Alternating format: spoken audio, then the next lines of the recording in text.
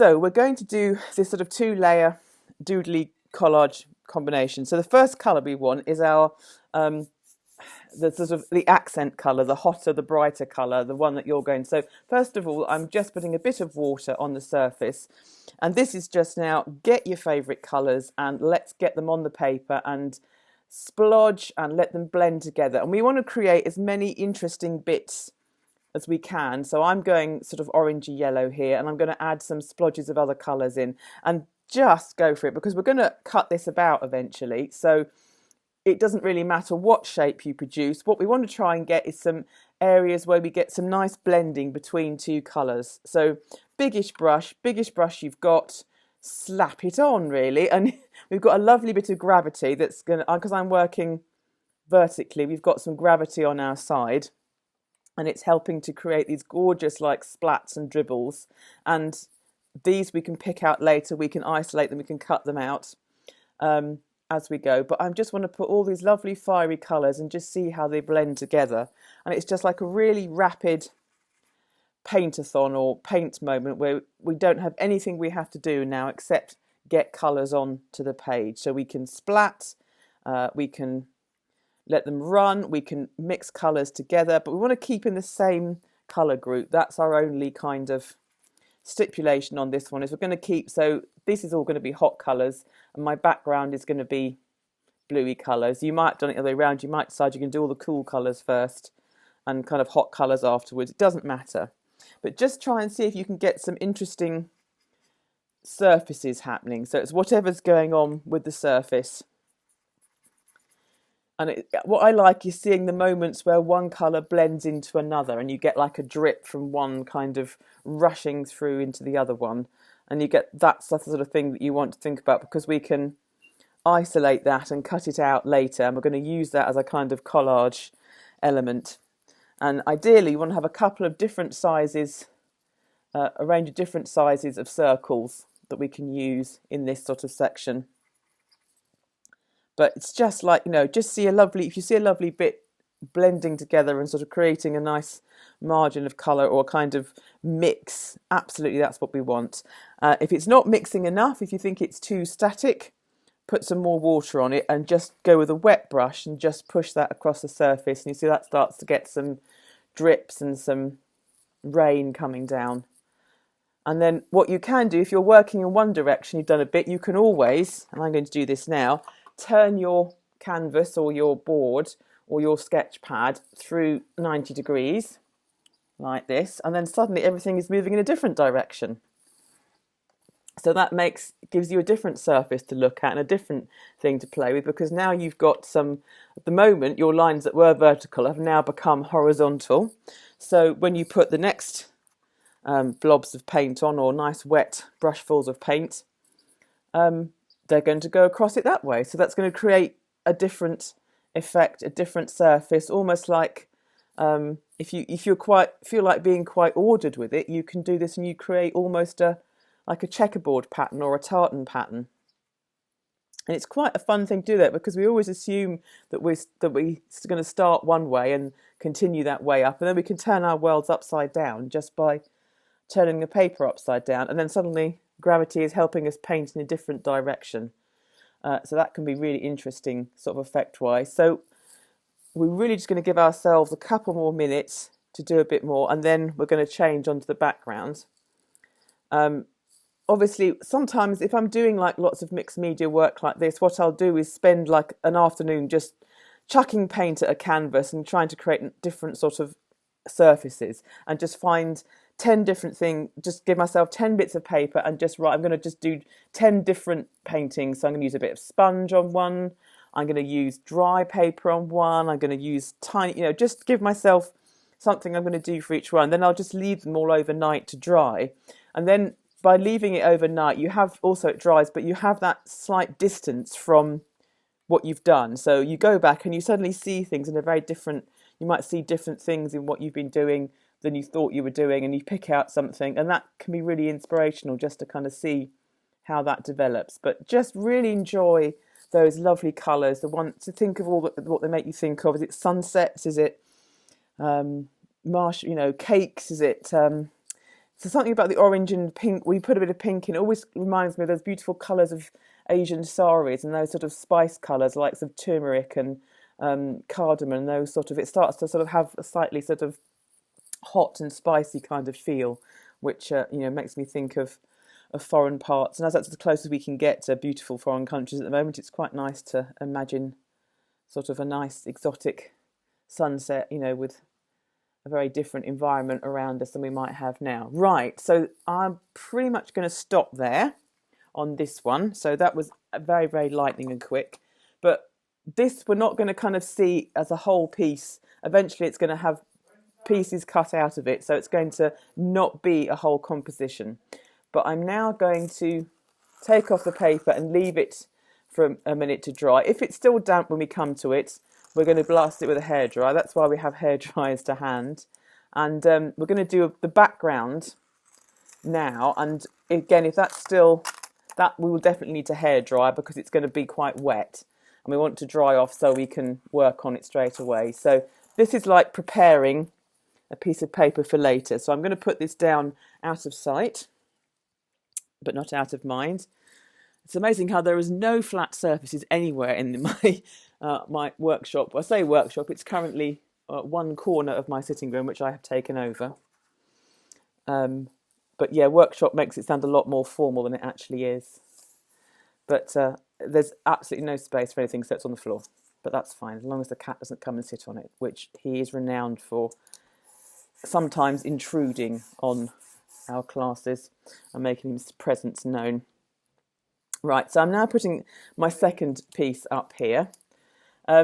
You can go to great lengths to use special brown gummed tape to stretch your watercolour paper before you start. And if you've been to like any proper, serious watercolour classes, then I expect that's what they've got you to do. And I have done that in the past, and I always find that I relentlessly stretch it all away and leave it overnight and everything, and then the next morning it still buckles and stretches and doesn't, So I've given up doing that, and I find that if you mask and tape it down, it's pretty good, and if the worst comes to it and it's really wrinkled when you've finished, I'm not in any way averse to giving it a good iron.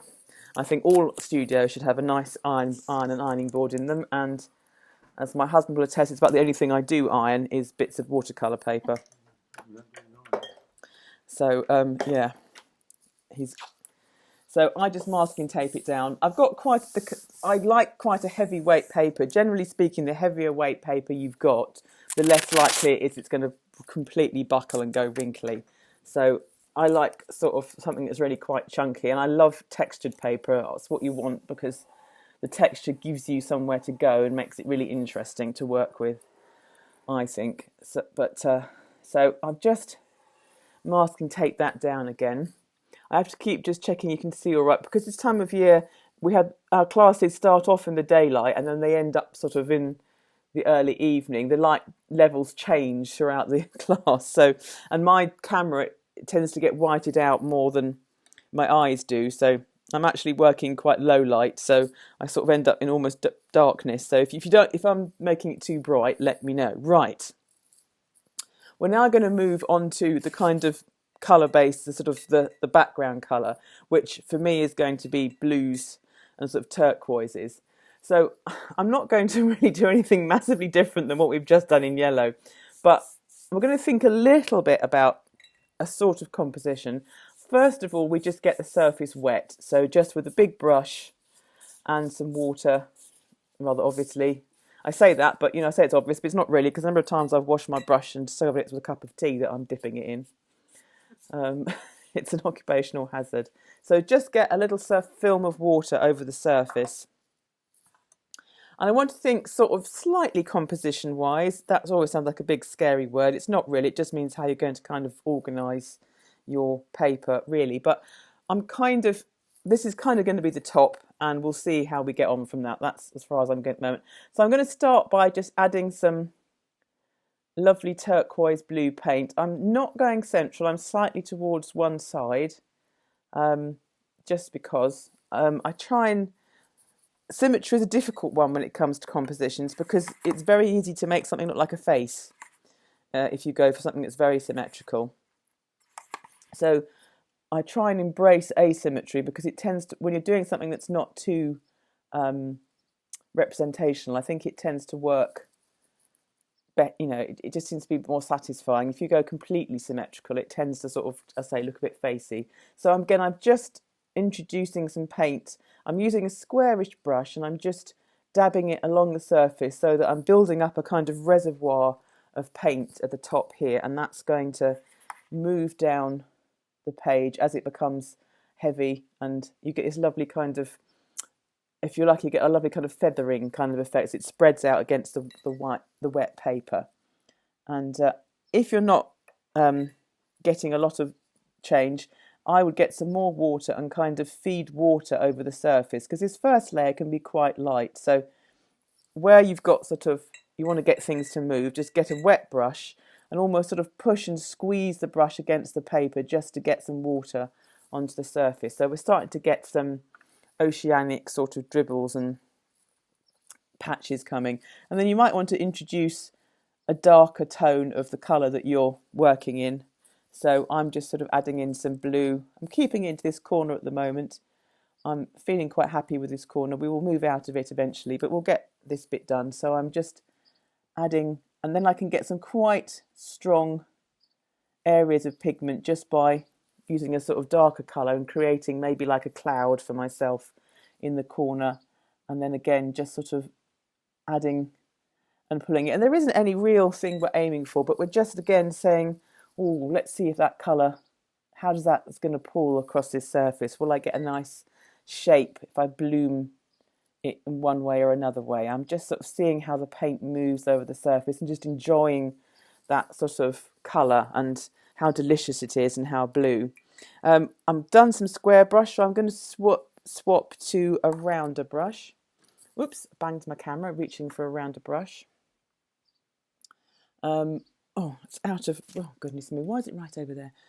Oh, I've got a rounder brush now just because it gives me a different sort of shape to apply to my paper. So I'm going to add in a little bit of green tones into my blue because I want to don't want to go completely sort of ocean, but I'm going to then add in a sort of secondary colour, and I'm just sort of working it along, like again, just sort of patting the brush along in a kind of line. And you can see where it goes onto the drier paper, it's sort of going to run less because this side has had a chance to dry out now.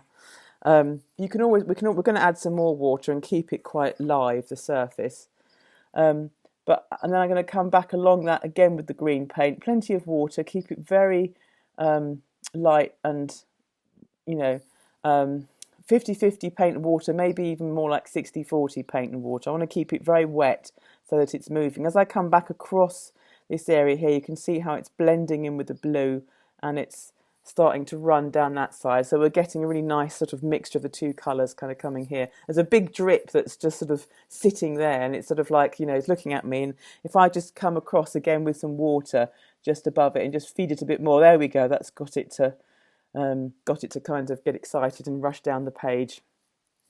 And the drips are lovely. I use them a lot in work because they have this sort of, you can control them up to a point. You can kind of decide where they're going to go, but then they also have that wonderful moment where they just go and do their own thing. So they keep you on your toes. So I'm going to come back over that green now with some blue, and I'm going to add into that sort of little reservoir that's built up there. And again, if you're not getting this, you may need to tip your work sketchbook up. You can move it around until you're getting some more gravity on your side, so it's pulling. You may feel that once you've done one, you may think, right, now I'm going to sort of prop it right up on some books or whatever you've got to hand.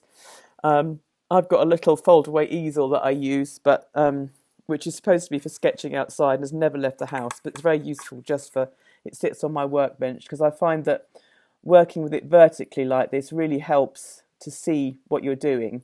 And also it's much better for your back and your neck to be standard, to have a sort of vertical surface rather than being bent over. So I want to eventually get most of this page kind of covered. So I'm going to come back and add, this here is already getting quite dry. So I'm going to come back with my big brush and put some more water on there. I say that, where's my big brush hiding? It really is. it's amazing how these things disappear from you. So I'm going to add in, it's a bit bluey, the water, because I've got some paint on it, but that doesn't matter. So I'm going to add some more water back into this side. And I'm just quite liking going across, building these sort of rows of, or not really stripes, but like bands of colour, and the sort of cloudiness that it's giving me. So I'm going to put some more water on to the drier bits of the paper. And again, just keep thinking about, I want to create moments on this surface. I want to create moments where blue goes into green, or maybe goes into purple if I'm going into the purples as well. So things where they start to blend and mix, things that you couldn't really paint with a brush if you were trying to do it. You want to get all those lovely accidental, serendipitous kind of shapes and all these sort of runs to happen, because we're just giving ourselves something that later on we're going to come back and look further into. I quite like using a round brush like this, just to kind of dab and working along an edge, but dabbing like this. So it kind of gives you little bursts of colour across the surface and lets them blend together, and you get kind of the shape off the brush. There's a little bit of form to what you're doing. So you kind of like just press the brush on the surface and then move it along, and where you press you get like a little darker moment of tone of pigment. So you can just sort of place it along.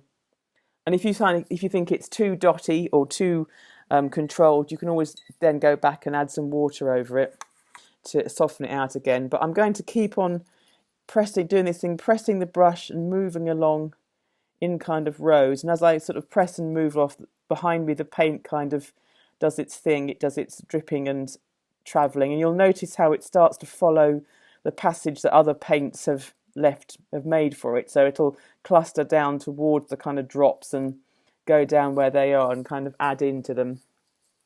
So, but we're hopefully getting a nice blend of colours and tones. So I'm going to mix up some green and do a line of green sort of coming in. Another thing you'll start to notice as well is that as the watercolour starts to dry, its density will change. It will become softened, and it'll change again slightly from being dry to being wet, or so being wet to being dry. Sorry, that way around it goes. And that's, again, it might mean that you decide you want to go back up to the top now and add a further layer of colour. One thing I love working in, and I'm always going on about at great length, is inks. I love working in ink. It has a stronger colour and a more kind of translucent, vibrant quality. But you can use it in a very similar way to watercolours. So if you do feel like if you do get inspired, you feel like treating yourself, I would say have a look for some painting inks. They're really not that expensive. You can get quite big pots of them for, if you know Jackson's Art Supplies online, they're really good, and they do sort of 500ml pots or bottles of ink for about £4. So it is really cheap. But I'll show you quickly how the colour sort of slightly changes to watercolour. I've got a little bit of blue ink here, so I'm just going to do the same movement as I've been doing with the watercolours. Just bring my brush along and push it down. But you can see the colour is quite different. It has a sort of translucent quality to it, which is really lovely and very sort of stained glass window in feel, and I really like working with them. What's nice with them is you can then also use them in old-fashioned dip pens to kind of get a line to get to draw with and to write with. So they're really good investment for this sort of thing. Well, sun's come out a bit more now, so I'm just going to turn my light down. That's better. So we're sort of getting not too much light burn on the page. So I've got some really nice areas here, look, with these sort of like come down, they've gone really sort of feathery. There's a bit of white down here, and I want to get rid of that last bit of white. So if we need to, we can put a bit more water across there. And you can, again, just like we did with the yellow and the orange, you can turn your page at any point you want and then change the direction of where you're going. But what I quite like is, can you see, if I just zoom in really quickly to here, where you brush your wet brush across a drip, can you see it sort of like sucks some of the colour out, but it leaves like a sort of slightly ghostly outline of the drip going through. And I just find moments like that really interesting, and sort of that's the kind of thing I want to sort of create and want to get to happen. So I'm just going to add in some more tone into the bottom half. So I sort of, if you push it up and then let the gravity fall, bring it back down again, it's sort of going to bring a different sort of surface into what you're doing. And that's just quite a nice band of turquoise. And I'm hoping that you're seeing some lovely kind of colour blooms on your paper. And obviously, you know, it's a paint along in that we're doing the same thing, but there's no way, which is lovely, there's no way that your picture will look like mine. It will look as beautiful as, you know, an individual as we all are. So it's fantastic because you can kind of do the same thing, and yet every single time you do it, you're going to get a different response, and the paint's going to do something different. And two of you will start with the same colour palette and the same sort of process you're going through. At the end of it, you'll have two things that you can see they come from the same family, but they're all beautifully individual and different, and that's why I think it's so lovely. And what I want you to keep looking at is to find the patterns and the mixing and the shapes that are happening for your work as well, so you can see the bits that you want to look at later and sort of work on when we work into it further. Right, okay, so I'm not going to put a lot more onto that background. I've got a lovely background with all sorts of things whooshing through it. This is where we're going to need to use the hair dryers. So I'm going to explain what we're going to do, and then I'm going to turn my sound off because nobody wants to have a close-up in their ears of me of my hair dryer. So all we're going to do is take probably about 2 to 3 minutes of hair drying to dry the surface off. What you will find is that the air from the hair dryer will blow your wet paint, so it will push it in a different direction. If you don't want that to happen, put your hair dryer above and kind of dry from above, and it will move it down. Or you can get your hair dryer, put it on max volume and kind of blast some of the drips and see where they go, because they might create a really interesting shape that you haven't expected before. So I'm going to go on to mute for a couple of minutes and just get my hair dryer and dry all that. And then what you want is to get the point where it is basically dry to the touch. So hair dryer, hot setting, plenty of air. You're not going to damage it at all, so just get it nice and hot and dry so that we can then work on top of it. Have a look at your other piece too, your yellow-orange piece, because although that's been drying, mine, you might need just to finish it off with a hair dryer while we're at it. So it's also a good time to slurp some tea and have a little bit of refreshment. Right, so I'm going to go to mute. I'm going to get the hair dryer on. Right, so I'm back on now. So I've got my, it's pretty dry now. There's a very slight wobble to the paper. If I was sort of not doing it in a class, I'd probably give it a quick iron as well, just to smooth it out, but it's not bad wobble at all. It's sort of the heat from the hair dryer kind of helps to sort of get it to shrink back quite quickly with the sort of wet. So I then got my colourful orange and red colours sort of piece here.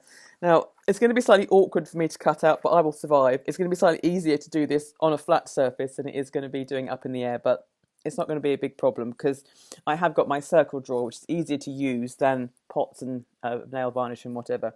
So the first thing we're going to do is draw some circles onto our paper. Now, one of the reasons why the circle drawer is quite good is because it allows you to isolate an area, and you can kind of see inside the little frame. I'm going to move in a bit closer with my camera. You can see an area and see whether you think it's going to be interesting or something that you might want to like. And here I can see I've got these sort of holes kind of coming here, and this nice bit that's shading from pink through to orange. And remember when you were at school and you've got to cut things out, and the teacher always said you had to cut things from the edge so you didn't waste paper. This is the opposite of this, because you want to look around in your colour areas and find some nice, interesting bit. And if they're right in the middle, that's where we're going to do. So once you've found a nice bit, you can draw around it so that you know where we're going to cut. And I will aim for at least, I think, around 7 interesting circles. And it's not, I'm going to try and do some different sizes and some different sort of, I'd say different shapes. They're all going to be circles, but you can freehand draw them if you want to. You can do ovals. It doesn't have to be circles, but I just quite like circles. So I'm certainly fine. That's fine. So, but to show you that you can do it with different things as well, I'll put that down, and I'm going to put my ink pot that I had. I'm going to put that on a bit because I can see the nice sort of on this corner here. There's a nice kind of splonge there. So I can hold that on and I can draw around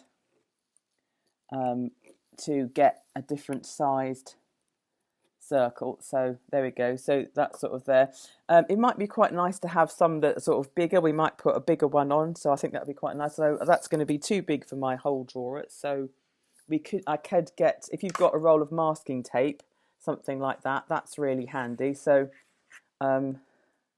that's quite a nice bit in there. Look, because I've got this sort of area of colour like this and this sort of smaller area here. So I'm going to choose that. You might have a mug handy or a glass we can draw on. Obviously, just probably do one of the larger size circles and then some smaller ones.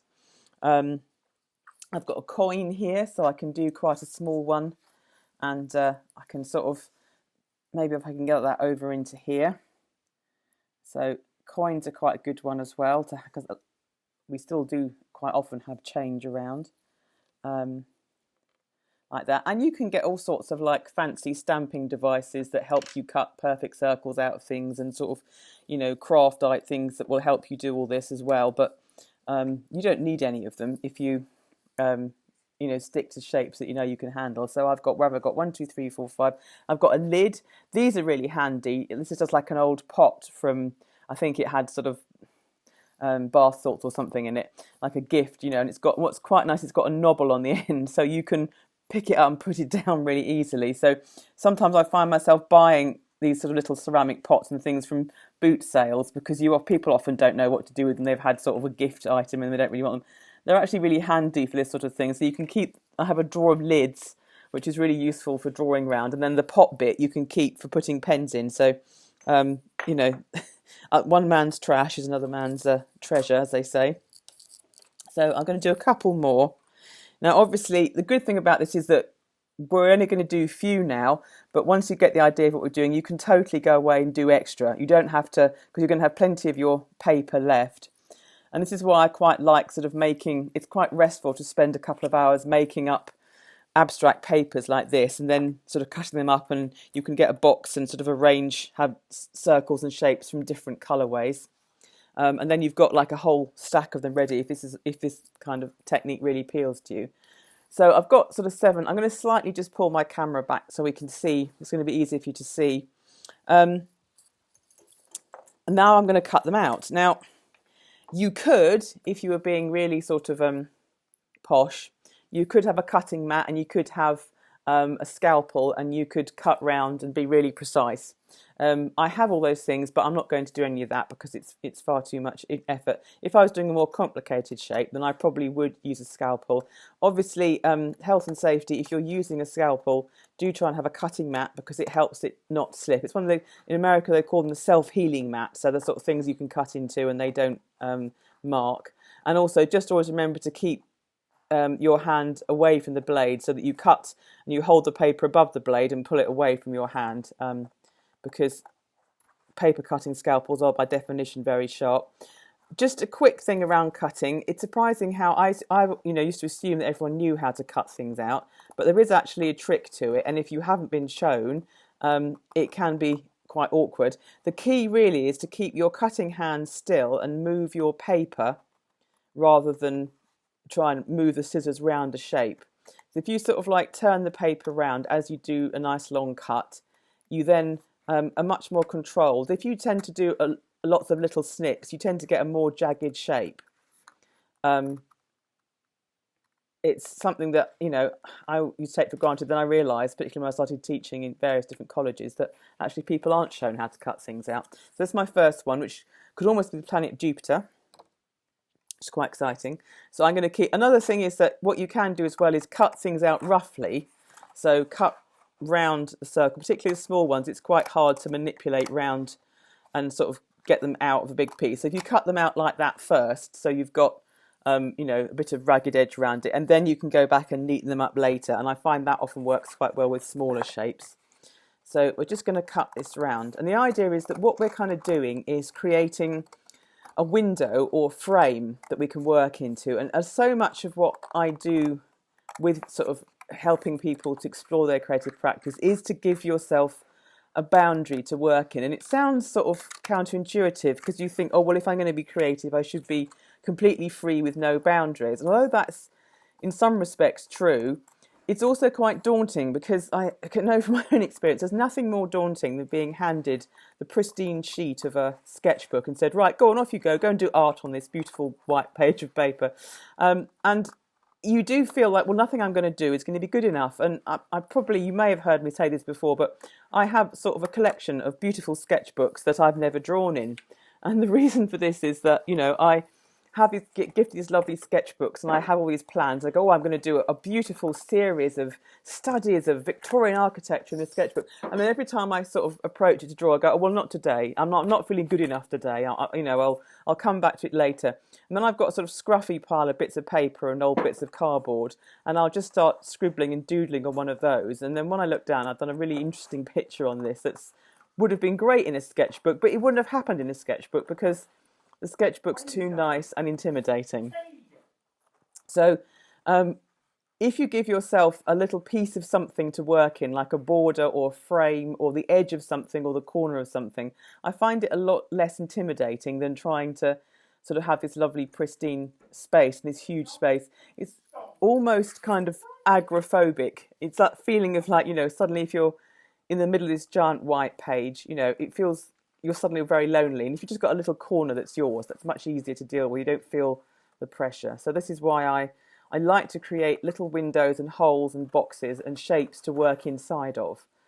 Also, when you have like a great big painting that you're doing and it's to think, gosh, there's an awful lot here I don't know where to start, I'm not sure. So I sort of go, well, see if you can find one small little corner to start with, because maybe that's all it needs. It just needs one little bit in the corner. So you can do that bit. And then you think, oh, well, I've done that bit. And you go, well, maybe I could just, you know, there's another little bit now that I've looked at it. That's another little corner. So maybe I'll just do that bit as well. And that's kind of how you just go slowly and slowly, finding little spaces to work into and building up. And then before you know where you are, you've filled quite a large paper with your artwork. So again, that's why I like creating little books. I like creating, sort of doing a frame first, then a picture inside it. It just has that sense of you can feel, well, I can cope with that small bit. It's not, you know, it's not a massive A1 canvas I'm expected to express myself on. You know, some days you don't feel like shouting. You just feel like being quiet in the corner, and, you know, that's just as valid. So obviously never throw away any bits, because all the bits that you cut off are little tiny snippets of colour and different shapes, which are really something you can explore later. So this is when your one's terrible hoarding tendencies comes out, and we have boxes and cupboards of things that we may be going to use. So this is quite a good way of both adding to them and then finally getting around to use them. So I've nearly got all mine sort of cut out. And it doesn't matter if they're not perfect. In fact, if you find it really hard to get them perfect, then try making them imperfect and then sort of go with it a bit. So I've just got one more that I'm going to trim round. So there we go. I'm just going to do, this is what I mean when you've got a small one, it can be easier to cut it out roughly first and then go round and trim round it. So here we go. And this will now be a real test of the power of stick glue, because it's quite easy to stick them when you're sticking on a flat surface, but I'm going to do it on a vertical surface. So we're going to see. Right, okay, so you can always add more circles later. So once you've got a couple cut out, we can start placing them onto the surface that we've created, this sort of blue surface. And straight away we've got this very contrasted colour, and we've got this edge that we can work to. So I've just noticed that I've got this sort of white space travelling through this one. If I hold it close to the camera, you can see.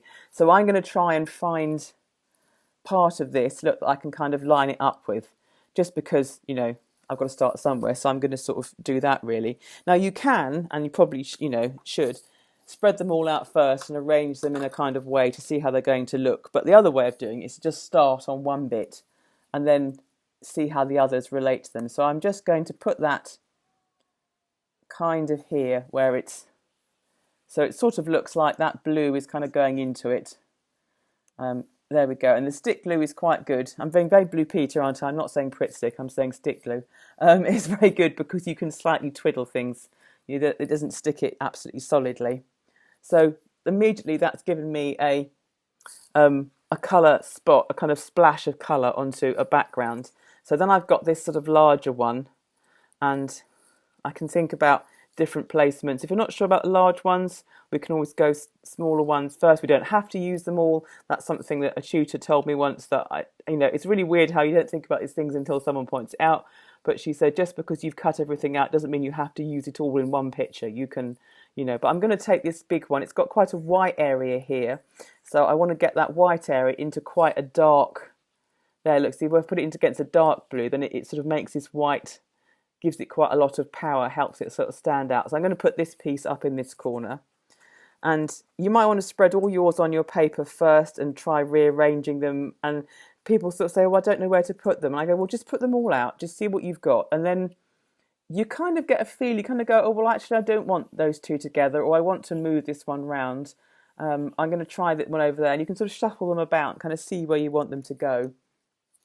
So now, because I've got one here and I've got one here, I've sort of got like a diagonal kind of coming across the page there. So I'm going to break that up a bit. I don't want to be too, I don't want to organise them in a kind of pattern. So I'm going to put this one again. I've got an edge here. Can you just see on that paint? I've got an edge of paint here. So I'm going to line that up with that edge of blue.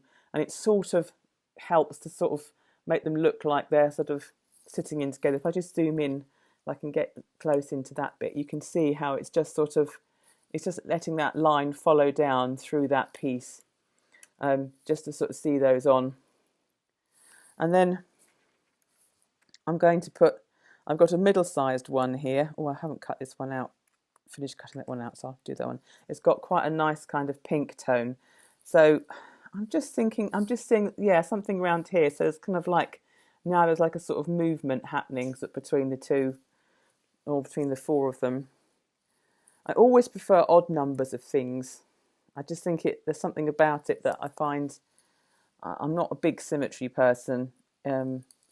So I think, again, because when you've got symmetry, you always run the risk of having done two eyes, a nose and a smiley mouth before you've realised what you've done, which is another good reason for kind of maybe moving them around first. And I've got one more of this really big size. I'm not sure I'm going to use it because I think I'm going to come into the problem again of it everywhere starting to look like Mickey Mouse ears. So I'm going to leave that one for another day.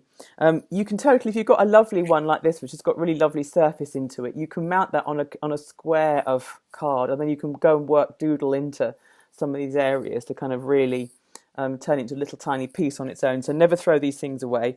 If nothing else, it's a fantastic way to make lovely present labels for Christmas time. You can do them all in your favourite colours, cut them out, let them dry, and then write people's names on them, and they're very impressive. It's this comes from a lifetime of arranging art classes for all sorts of children and coming up with fun Christmas projects we can all do together, which usually involves me doing the Christmas project while the kids fight over who gets the sparkly things and then get bored. So and everyone goes, oh, look at what the kids have done, it's so lovely. And you go, yeah, no, I didn't do that because they wouldn't do it properly, so I wouldn't let them do it. And anyway, so I've got all sorts of dribbles on this one. So I'm going to bring this, I don't want it too close to this one because they're very similar in sort of size.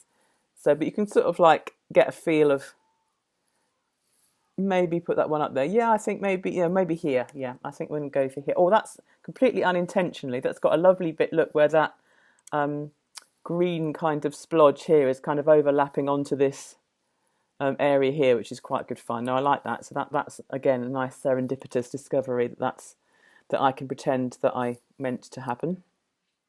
That's, because I always say it's the best thing art school teaches you is if when it goes wrong, pretend that's what you meant it to do.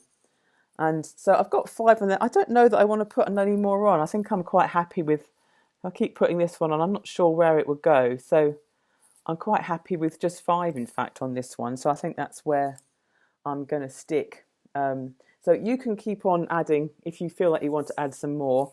Another thing to say is, of course, if you can cut out very carefully, what you're left with is holes. So you can also put holes on top of things, which is quite interesting. So sometimes, you can have these sort of curved areas, which you might want to sort of add in. There's all sorts of possibilities, but we're going to stick just to our circles. So now we're going to come to a little bit of pen work. So we have here two surfaces going on. We've got our blue background surface. We've got these sort of planet, celestial bodies kind of thing.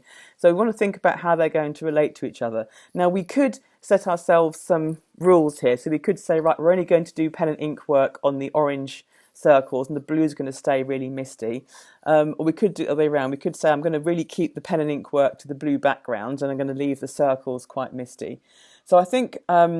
for the moment, I'm not going to be too prescriptive. I'm going to decide, but I'm going to start off by not working on the orange circles, and I'm going to work around them and then see how the mood takes us as we go.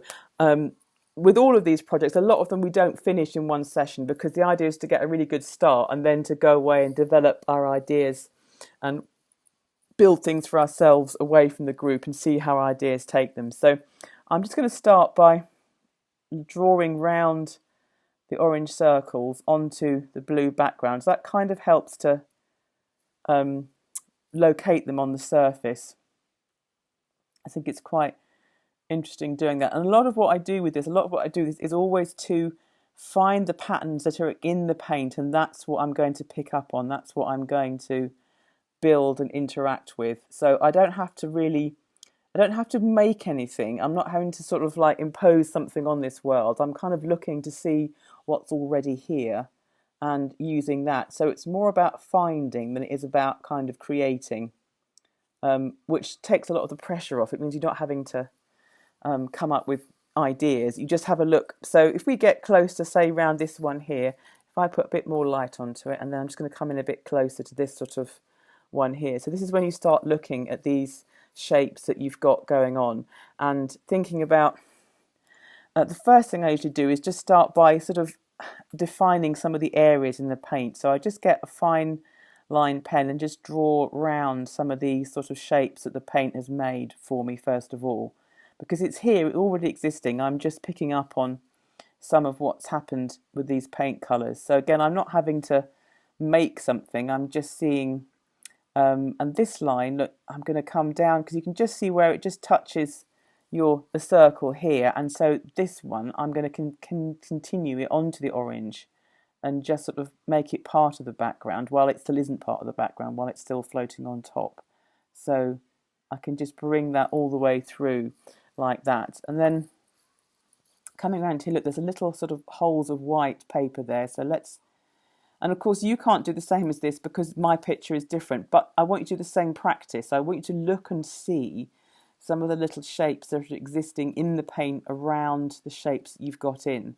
And don't worry about where we're going with this, just find the areas that are here and sort of build on them and identify them and draw around them and just follow the lines of paint that are on the paper and are doing their things for you. So there's a little dot here, so I can sort of draw around that and make that more of a kind of feature.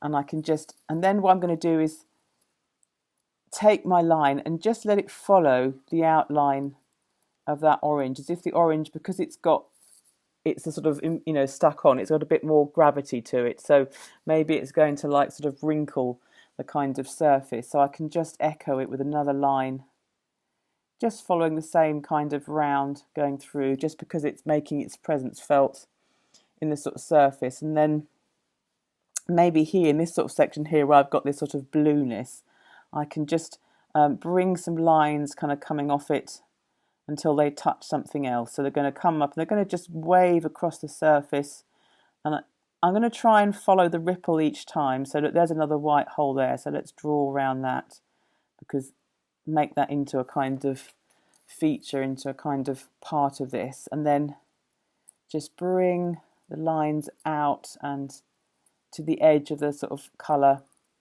and just find them sort of moving and waving together across the surface. And it's just wiggly lines. It doesn't have to be, or wavy lines, it's not even really wiggly. They don't have to be anything more than that, but they're just sort of fringing, coming round this sort of shape, and they might come together at one sort of point. And I always sort of say, and it's a very sort of daft thing I suppose to say, but when you get your lines closer together, you can see how they start to look a bit darker. So if you want to create a darkness, you can just put more lines closer together and that starts to look a bit like shadow. But I'm just going to bring them up, and I'm following the shapes sort of around them, just letting them rule, sort of like travel across the surface. And each one is sort of following the shape of the next one, but you can't do it exactly. And so it doesn't matter if you don't, it just does something, goes somewhere a bit different. And like in here, they can kind of go round the bend again. So I've just got an area of kind of line work just sort of appearing in here. And I've got another area here, and this is kind of a similar colour to this bit over here. So let's do some lines here as well that are kind of working round and between, just in the same kind of way because it's the same kind of colour. But I can just bring them up together and let them fade around and sort of come together. And sometimes they touch, sometimes they move apart. And you start to see a kind of pattern occurring in the ripple. So where it sort of touches, you can then repeat that in the same place, and you sort of get like a sort of bend, almost like a sort of contour coming round. And then when you've had enough of that, you can just let it go past it and not have it touch this time round. And it's creating a kind of shape inside a shape. And we can just move these lines across the surface, just seeing where they take us next. And I've got this sort of, where it's sort of pushing it out, isn't it? Sort of like creating like a ripple effect. So maybe this time I can bring that ripple out a bit larger, and I can just follow that wiggle of paint and then sort of come back in. So it's just kind of exploring and thinking how these shapes kind of fit into their sort of background. I'm not going to put too much. I'm going to keep most of the line work, I think, to the background. So I've got a little bit on that orange one, but not sort of too much. And I can come round here with that line again. And then it hits, and it's got to hit that section. It's got to kind of wiggle away from it again. And just kind of move in and round them. So it's sort of like a shape pen. I've got this lovely area here with a sort of hole in it that's like a sort of forest. So let's draw around that one and bring these round. Just follow that nice shape that we made with the paintbrush that time. It just sort of gives it a bit more depth. And I can see some lines coming up to this smaller orange circle here. So let's bring them down like sort of lightning strikes coming down. Look, they can meet up with the one below. They're kind of connecting to it. And that's just sort of happened just by seeing the way those sort of shapes interact together. And we just go like this. We just keep on. We're just going to use these very simple wiggly lines. We're not even going to use circles or anything on this one at all. It's just going to be these kind of contour lines following the shapes that we've got. And if you just try and follow the one that you've drawn previously, it'll start to create kind of a ripple effect that fills in a kind of area. And I say if you draw them tighter together, you get a darker kind of patch appearing. And then if you then make one, there's a nice wiggle here. If you kind of make it then swing out into the space and leave colour, it sort of makes it more open. If you think it's too open, you can always put another line kind of going through it, and it just sort of starts to build. And I've got some really nice, again, sort of depth here, look, with this sort of edge. So let's take that edge and find that out and move around it. And it's just having these stuck on shapes, they give you a really strong kind of pure contrast to your background that's really sharply defined. So it just gives you something to kind of work with that's different from it all just being painted. And then this little area here, I'm just going to put some very little wiggles, and I'm moving up towards this great big one in the corner. And maybe they look like sort of energy fields, or, like when you see gravitational waves in space, there is something, I think it's because they're circles on this background, there is something a bit like an idea of a galaxy or something moving through a solar system. These are all planets and they're somehow connected. I think it's because they're sort of round and they have that feeling a bit like Jupiter. And I'm just going to, on the orange, I'm only going to put because this one I put a line through where those kind of met. So here I'm just going to take that line and just follow that paint that's on there. So it's just got a little bit of line work. I could, if I wanted to, I can show you, we could go back and we could say, right, on these sort of areas, I'm going to put I'm going to put some circular patterns. And it's just like drawing little circles, like a scale almost, like scale and like reptile skin or fish scales. But I just do little tiny circles to make them something different and sort of pack those into a surface. So you might fancy doing that just so that they've got a different pattern on them. Just sort of moving round. And again, we can take that edge up and just fill all those in, and just gives it a little sort of different surface.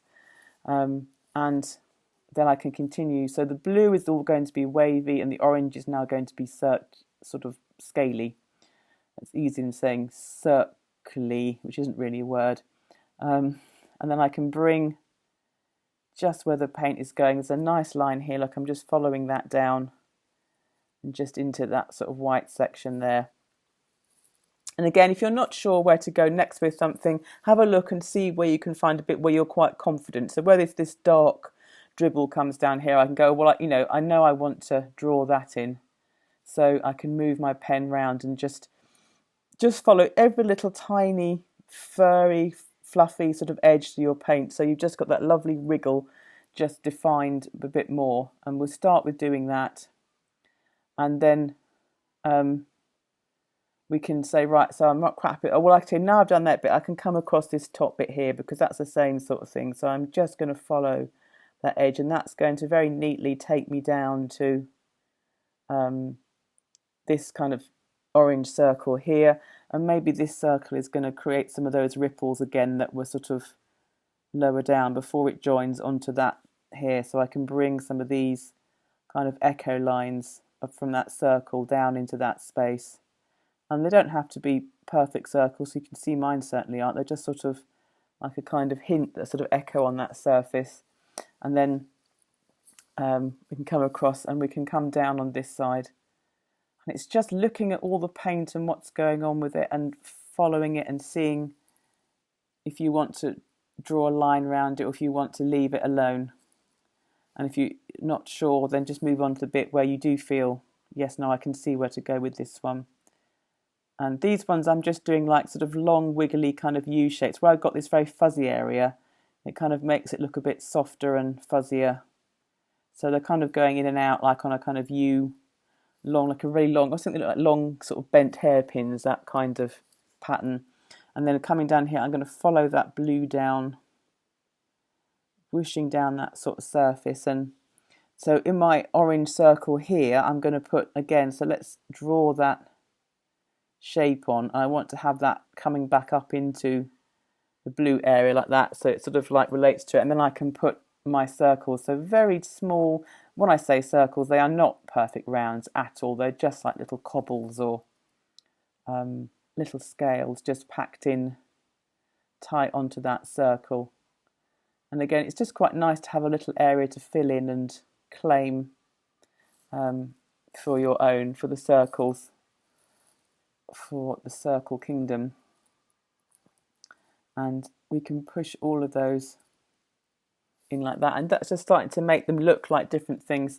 And again, if you've got some, this is when you get to treat yourself to all those cool, gorgeous pens that are made for kids and that, you know, serious artists aren't allowed to get hold of. And now you can go and buy all the nice gold pens and the glitter pens and things like that, and you could just say, right, I'm going to do all the circles in gold on these sort of, you know, next time I do this, so that they've got a really sort of like gemstone kind of feel, and make them very sort of decadent looking.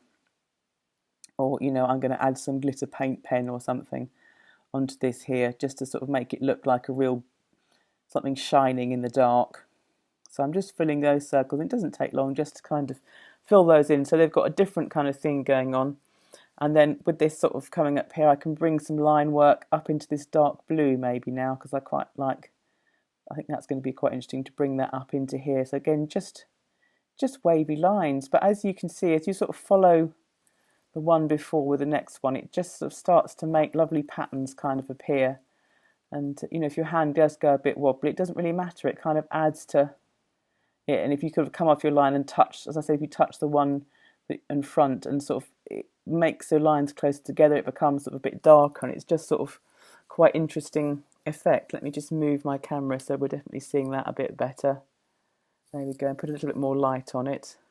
There we go. I can just, actually, it's because as it gets closer, it gets quite difficult to get it in focus because it's coming at it from an angle, but I think that's not too bad. So I can just ring these sort of lines through. And one of my favourite kind of pens to use on this is to get a white pen and to do some of these lines in white work. which I'm not going to do today because not everyone might have a white pen to hand. But if you go to any sort of online art retailer, or we can now, fantastically, of course, again, go to art shops, which is just amazing. We can certainly over here, which is lovely. Have a look for some white drawing pens. They usually don't go quite as thin as the black ones or the sort of fibre tip ones, but you should be able to get quite a good range of them, and they're brilliant for this. We will be using some a bit later on because you can write, obviously you can go onto a dark surface with them, and it creates some really interesting effects for sort of writing and adding messages and things and adding detailing like this. So I'd really recommend getting some of those. And do have a look at things like gel pens because they're often really cheap, but they have a fantastic range of colours. I got a pack the other day, which was sort of, I think, about £12 for 40 of these sort of gel pens. And I mean, some of the colours are quite, like neon pink and yellow, which I don't imagine I'm ever going to use. But at the same time, they had quite a few like copper metallics and some nice sort of shades of blue, which had a real sort of china plate kind of quality to them, which have proved to be really useful and really interesting to work with. So, don't discount any of the art and craft section. Have a look. And I've got a fantastic set from the Works, which were pastel kind of colours, and they included sort of like beige and pink, and they're actually really useful, and I've done lots of stuff with them, and they were 99p for a pack of sort of 10, and they came with a white one as well. So, and they're one of the best set of pens I've had, I think, of these sort of pens. So that's what I love about it, because you can get really quite cheap stuff and it works beautifully. So we just sort of focus on all the little areas of paint and just pick out the bits that we feel drawn to. And if we're not sure where to go, we can leave a bit and come back to it. And people often say to me, well, how do I know when it's finished? And I say, well, when you look at it and you can't see a bit that you think you've missed, you can sort of step back for a bit and go, oh, I just want to do that corner there. And then, and then if you finally get to the point where you haven't, you can't find any more corners that you feel need doing, then that'll be when it's finished. And again, once you've got the paint like this and it's all sort of dry, it doesn't go off. It's not going to go bad and smudge or something when your back's not turned. So you can sort of set up a nice backdrop like this and then come back to it over the course of a week or two and revisit it and add more sort of bits in as things occur to you. So it's lovely because it's kind of grows and is sort of ongoing. It doesn't have to be finished in one sort of setting, and it's not like oil paints where you have to keep it all specially covered and, that sort of thing. And sometimes if someone spills a cup of tea on it, it can actually create some really nice effects you can incorporate into these things.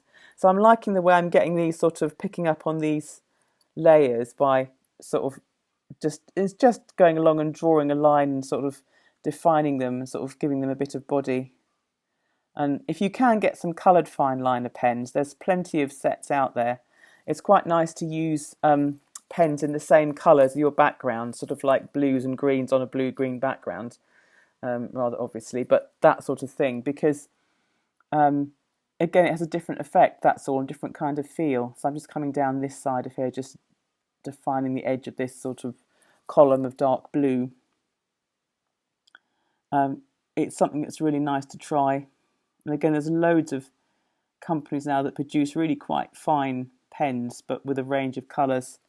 There's Winsor & Newton do some fantastic ones in blue and purple. And then Sakura, who are a Japanese firm, they do some really super fine ones. And of course, for this one, we're just using one pen width, and that's fine for now. But later on, we'll look at using different pen widths as well. The finer the pen, the sort of lighter the impact is. So it's a really good way, again, of getting sort of tone into your artwork, because you can use a very light pen in some areas, and you can't get too dark then, and then you can use a thicker pen to create a heavier line and give it more kind of impact.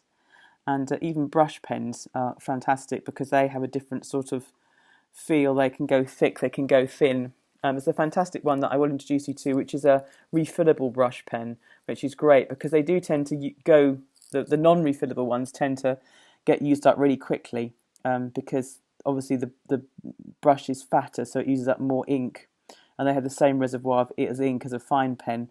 But this is a one. The brand has gone out of my head, but I will find it and show it to you. But it has like refill cartridges, so you can keep it going and keep adding cartridges. And the cartridges aren't very expensive, so it's quite nice not to be, at least not throwing a whole pen away. You can just replace the cartridge. So I'm just following the lines through and round, just to sort of bring that section up. Okay, so I quite like, can you see the way this one on the side here is slightly lifting up from the surface, because, you know, it's only cheapy old glue, and I quite like it when it does that. It sort of gives it a really quite nice 3D quality. So we step back a bit, and we are getting sort of a picture developing. We are sort of seeing this surface change. So where I've got these white holes of paint, I'm going to definitely draw around those, because they've got a feeling of like sort of the edges of things and layering sort of happening. I'm going to come round and go around these sort of shapes, and there's a nice sort of white area. There's a bit more here which I think can be different. Oh, there's a lovely one here. Look, that's a nice sharp one, just to kind of really put that into perspective. And it sort of makes the white really gleam and sort of stand out. On this big, I keep wanting to call it a moon or planet, so it's a bit further over. My camera's not quite reaching to it. I'll just move the board a little bit. There we go. On my big moon here, I want to get some detail in here, so I'm going to again come across and just pick out, because I'm going to put some of these areas with a kind of the sort of scale print pattern on it. I'm not going to give myself too much to do on this big one, because it's bigger, so be more to fill in. So let's at least get that bit, and I think I'm going to maybe choose that little area there as well, so I've got a little isolated sort of part, and just fill in with my little circles, or sort of squishy circles. And if you find that if you've got the sort of middle of the shape, if you do kind of bigger, if the shape is wider, in the wider parts of the shape you've defined, do bigger circles. And then as you come down to the end, do tighter packed circles. It kind of helps to give that kind of feel. And you sort of say, is that something on the surface, or is it something coming through? Is there a hole there, or is that a blob on top of a surface? I really don't know, but it kind of has different feels. So where I've got little tiny areas, I do little tiny circles, and around the edge of the shape I do smaller circles, and then as I come round into the middle space I do slightly bigger ones, and it kind of somehow has a kind of rhythm with the shape that you're filling in, however abstract and wobbly it is. So I just do slightly bigger ones in the middle, and then more tightly packed towards the edges, just to change how they sort of interrelate to each other, how they go, and it just sort of somehow finds the rhythm of the shapes that you're working on, really, even if they're quite irregular. I can just sort of bring them around, and I might do, like, sometimes I go all the way around a shape with the small ones first, and then come back and in. So like this lovely spike here, look, I can do really tiny ones packed into that, and I can open them out and do bigger ones as I come to do a bigger space. So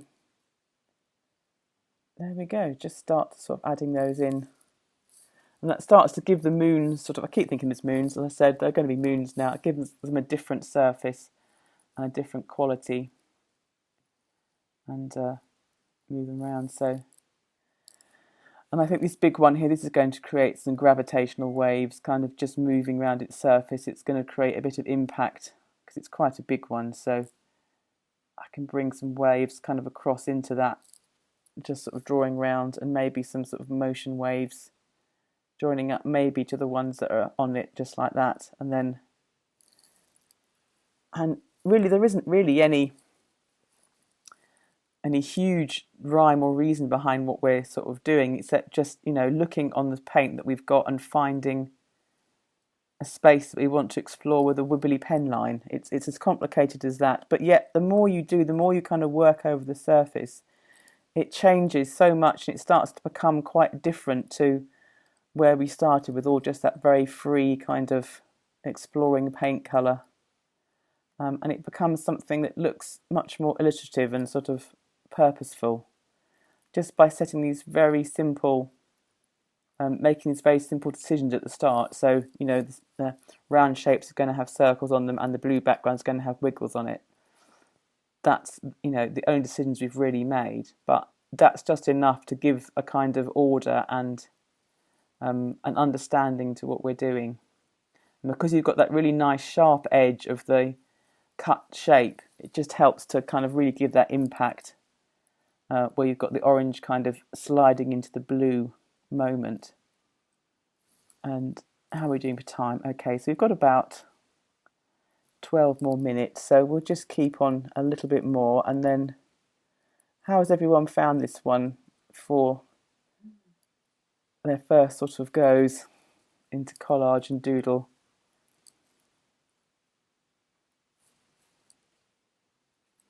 I know it's a different one, but I think it's really nice just to have those two things to work on, and just to take the surface into a slightly different form, and to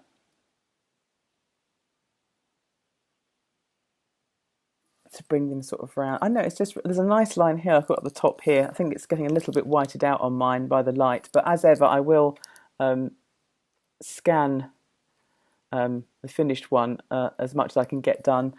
I never have time at the moment to do a full one of these. I have to wait until it's sort of the holidays to kind of catch them all up, but I will do a little bit of extra and just see how far I can get.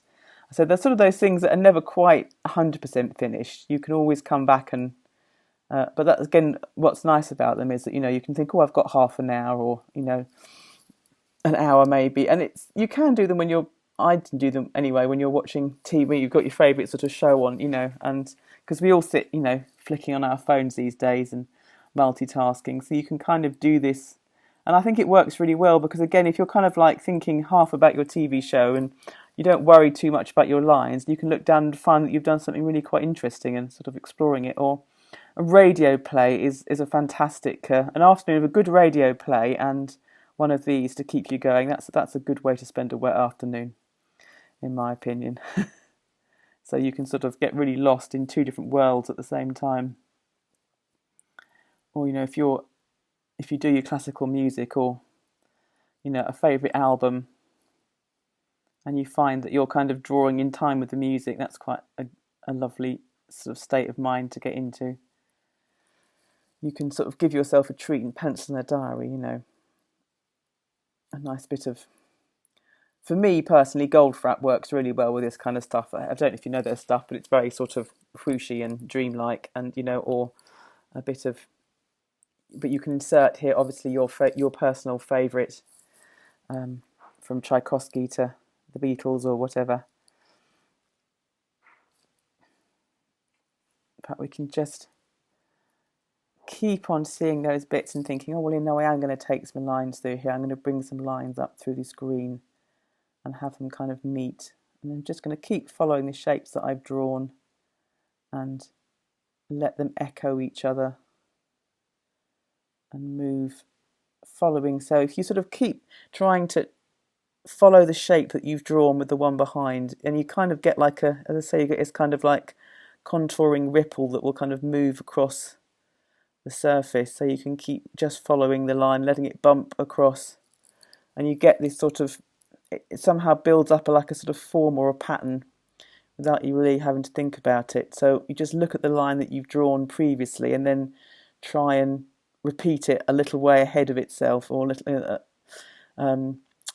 you know, there's a little gap between it, and if it doesn't repeat exactly, it doesn't matter. But then you move on to the next line, you go, right, so I'm going to repeat the one in front of that, and keep going, and all of that starts to create little patterns and ripples through the surface, and just bring, and you can decide to slightly exaggerate one of them, you know, because you're in charge here, so you can go, I'm going to make that, I'm going to bring that bump a bit more bumpy, and so I can get that to sort of move more in a more exaggerated fashion across the surface, and yeah, just keep building it up. and seeing how they wave. And if you see a nice bit of background, you can say, well, for this line, I'm going to follow that instead. And then I'm going to follow the line that I've just drawn, and then it's going to meet some other lines. So what's going to happen? Am I going to just go into it, or am I going to turn it round and bring it back again?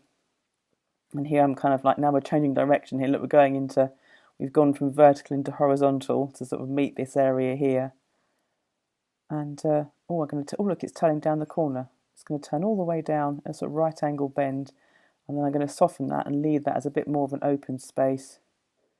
Just sort of following there, but just seeing where this shape wants to take itself and where it wants to take me. And just thinking about how it's going to interact with the lines that are already there. And then I've got a nice edge of paint to hit, so I'm going to do that, and that's kind of brought me all the way around in that sort of circle. And that's just sort of just responding to what's on there and letting it sort of do the moving for you, but also having a little tiny moment of decision, but without too much burden on that decision, which all sounds fantastically arty. Right, so I think we're going to have to bring this session to a close. This is obviously, as I say, is kind of a starting point, because there's lots more we can do with them and lots more time we can spend drawing on them. But I hope it's given you a kind of insight into how we can build these and how we can use this pattern. And there's just something so satisfying about that black line on that coloured background. So any bit of coloured paper that you've created, you can go in and do little areas of sort of pattern and line onto the surface, and it just having that colour coming through the black line is just, I think, endlessly satisfying and rewarding. So I'm going to stop recording there, and I will put some stills up of my finished one as well.